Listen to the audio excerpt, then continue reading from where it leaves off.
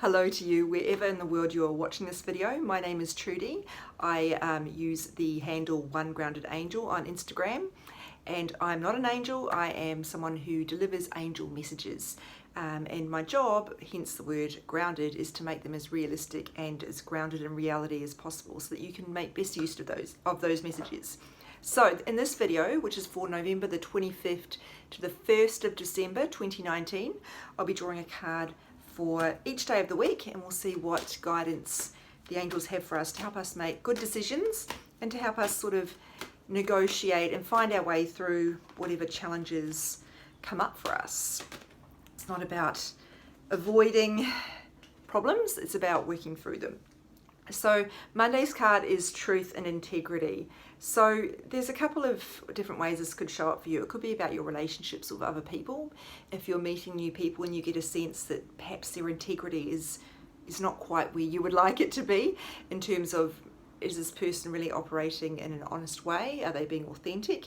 You need to trust your intuition on those messages, and I'm sure we all have examples of where we've gone against that in the past and then found out something about that person and gone, yeah, I should have listened to that.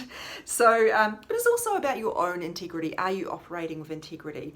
Are you being honest with everyone you're dealing with, or are you pretending to be something you're not? I don't mean that in a shadowy kind of way. I mean, because sometimes we can do this with really good intentions. We might, for example, not feel like, oh, I don't want to burden someone, so I'll just tell them that everything's under control, even though it's actually not. And we do ourselves a disservice there when we do that, because we block other people off from potentially helping us when we're telling them I'm not coping so well with the demand of what I've taken on. And we also sort of block that relationship from going to a deeper level, because it's when we're vulnerable with people and we're truly authentic that human connections can get deeper and more resilient. So those are some of the ways it could come up for you, but really, I mean, if you want to take it more generally, it could be just about making sure you're going with what is truthful for you. Are you making choices that aren't really feeling like they're authentic, for example? So let's go with this card deck for Tuesday, the 26th of November. Soaring into joy. I love, love, love this image. It's so evocative and it reminds me of that movie Up with the balloons. Even though I'm anti-balloons because of the environmental damage, but the fact that they symbolize joy, it just makes it such a beautiful image. So the text on this card is, childlike wonder fills my life. I've mentioned this before, but when you're a kid, everything is incredible because you're learning so much. You have a sense of wonder. Like if you've ever been to the zoo or something like that and seen a kid like go, wow, at something they've seen, it's the best feeling. And I'm sure you remember that when you're discovering new things. So this card is asking you to kind of step back into that zone of seeing the wonder in everything that's around you. Isn't it incredible that a flower can grow between the cracks in the pavement, for example? There are lots of ways that we can, because we're so in our heads thinking about the future, ruminating over the past, that we just miss. And there's so much opportunity for us to recognize things that are incredible, be grateful for them, and to really invite in joy into our lives.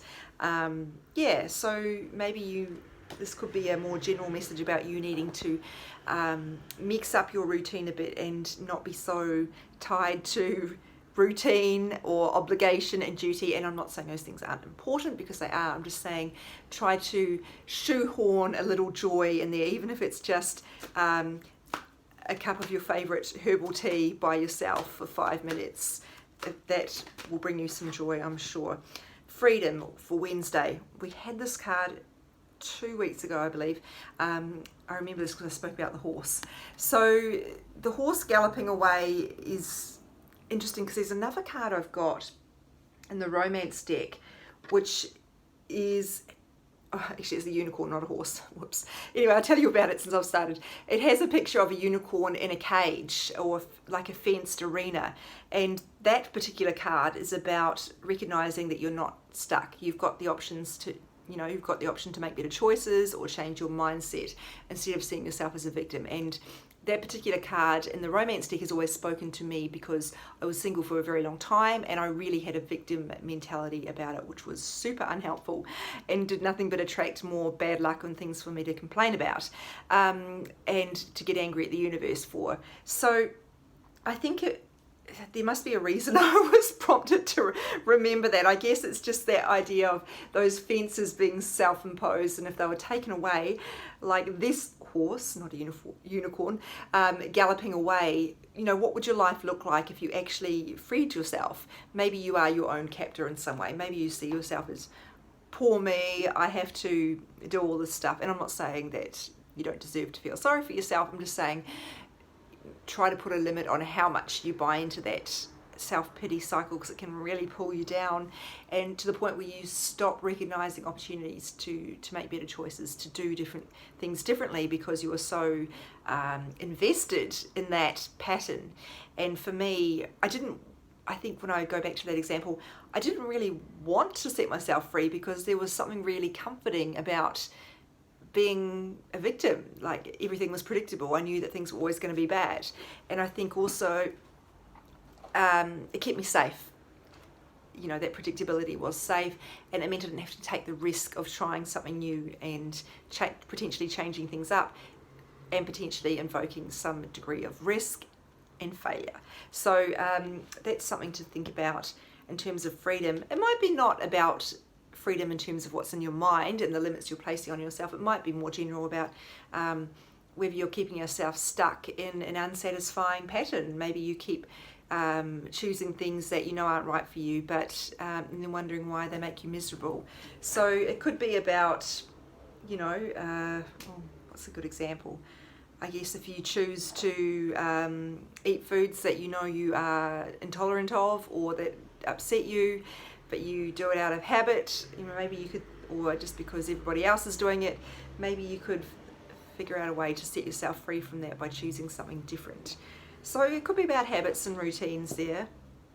Let's go with Thursday. Archangel Raphael.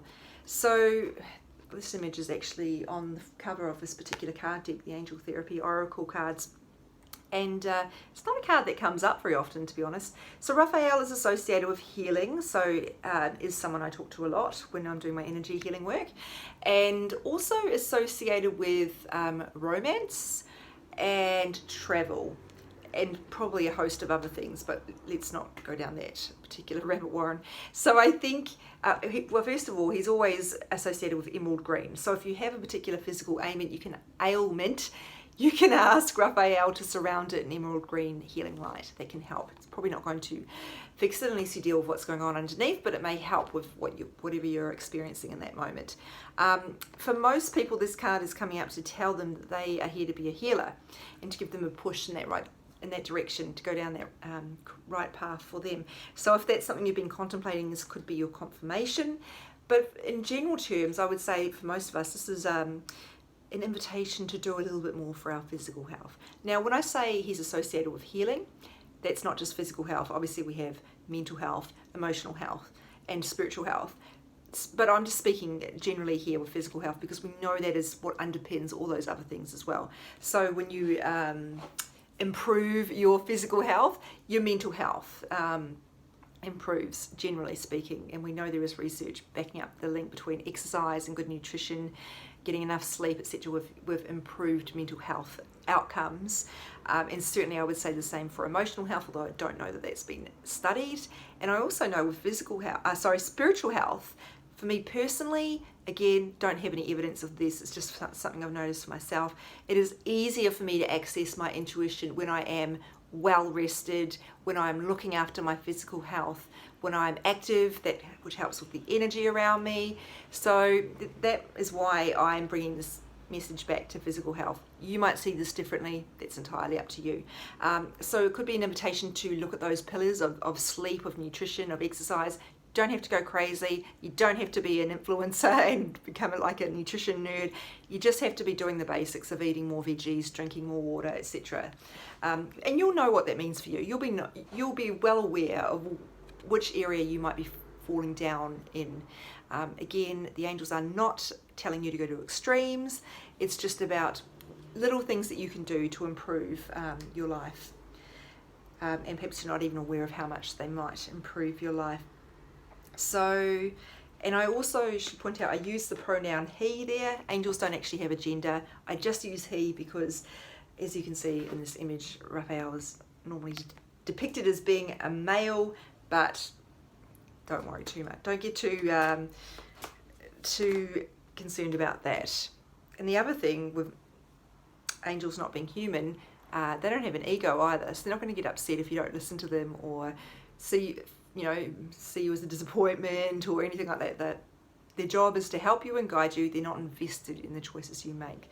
They're just here to do what they can to support you. So please don't think of them as judgmental. Thursday, stand by. Oh no, this is Friday. Whoops. Stand by your commitment. It's got the image of the pink lily here. You're strong enough to keep the promise that you've made. Don't back out now. So it's sort of like a strengthening kind of message here, reminding you do have what it takes to go through with what you've promised to do.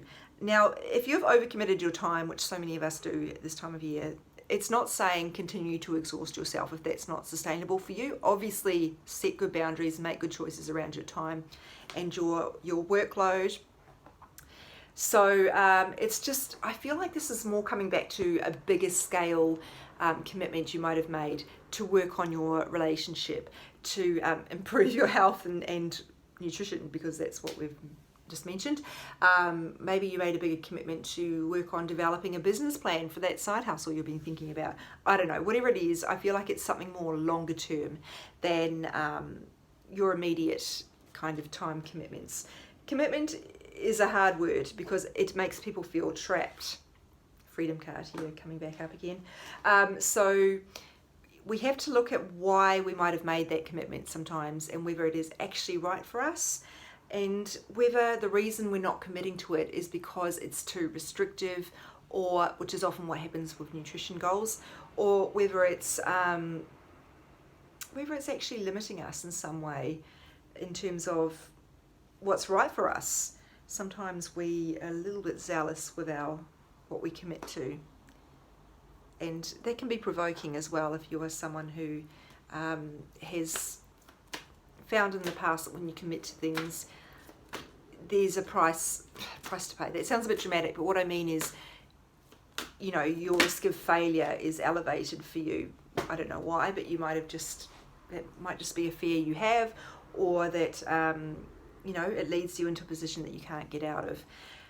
Sunday, Cupid. The obvious with this card is to go with the romance. We know what Cupid's all about, so I'll go with that first, but I will take it more broad afterwards if that doesn't relate to you. So if you are single and you are looking for love, this is going to be a pretty welcome message telling you that the angels are helping you with that. Obviously, they do not deliver on demand. Doesn't mean that your soulmate is just going to appear. Sorry to disappoint you, but it does mean they're working with you, and perhaps the guidance they are giving you is not just about hope, which is obviously a very powerful and important message, but also it might be things you need to work on. So for example, if you've got that relationship deck I mentioned earlier, has cards around optimism. Sometimes people are so pessimistic about their chances of meeting someone, they don't realize it's actually blocking them from attracting someone. They've gone into that place of cynicism as a self-protection mechanism because they're so sick of being disappointed. But they also really, really want to meet someone, and those two things are counterintuitive, really. They're going against them. So that might be something that comes through. Maybe you need to work on your mindset. I don't know what the answer is for you, only you can know. And if you do want to work on this with me, do reach out about getting a reading around your romantic blocks. We all have them, even people in relationships, because as you know, just meeting your soulmate is not the hardest part. It's the whole relationship and continuing to move closer together and to nurture that relationship is often harder. So there could be that going on, that they send you guidance about what you need to work on. It could also be guidance around whether there's something you need to move past if you're still attached to an ex, for example. Sometimes people will get cards around let go of your ex and they say, oh, I don't love him or her anymore. And it's not about whether you're in love with that person, it's about whether you're still you've got an energetic connection. When we form an intimate relationship of any sort with someone, there is an energetic cord between the two of you, and it doesn't always sever naturally when the relationship is over, particularly if one person didn't want it to be over, or there was some degree of shock associated to the way, the circumstances in which the relationship ended. So that can be going on. And sometimes also, if you're still angry and bitter towards your ex, that means you're still attached, and that's really what you need to be letting go of. Going back to this card, if you are not looking for love because you are happy where you are, being single, which is totally valid choice, or if you're in a relationship and you got your hands full with that, I'm sure you're not looking for an extra partner, but this is about being in love with life. Now, I know that sounds so naff. Please don't turn off. What I mean is we need to have more of the joy in our lives, and we've had Tuesday's message here about soaring into joy, making sure we're passionate about what we're doing. Now, I would like to temper that by saying it is not possible to be 100% passionate 100% of the time. There is always going to be obligations that we have to do, jobs, duties, and also it's totally okay if you're not passionate about your work. It's okay for a job to be just the job and not a joy. But there needs to be somewhere in your life some degree of something that you love, and it can be people, or it can be a hobby or an interest. Maybe it's your side hustle, to use that example. Something, you need to have some spark in your life, some joy, some passion, and that might be what helps you fall in love with life again. Maybe you decide to take up surfing and you've always wanted to. Maybe you decide you're going to buy yourself flowers once a week. That's a really beautiful romantic thing to do for yourself. Take yourself to the movie you want to see that none of your friends want to go see, or your partner's not interested in. Those sorts of things. Little love letters to ourselves, I guess. Love is, I've missed the day. How did that happen? Anyway, love is a verb, as Massive Attack taught us in the 90s, so we need to show it through our actions. So, sorry, that was Saturday, not Sunday. Let me go now to Sunday. I was going, that went really quickly. Yeah, because I missed a day. All is well. Beautiful message, most reassuring message in this particular card deck. All is well. There is nothing to worry about. Great note to end the week, particularly this time of year when life is just bananas. Everything is happening exactly as it is supposed to, with hidden blessings you will soon understand. Now, I feel like that last clause is particularly relevant.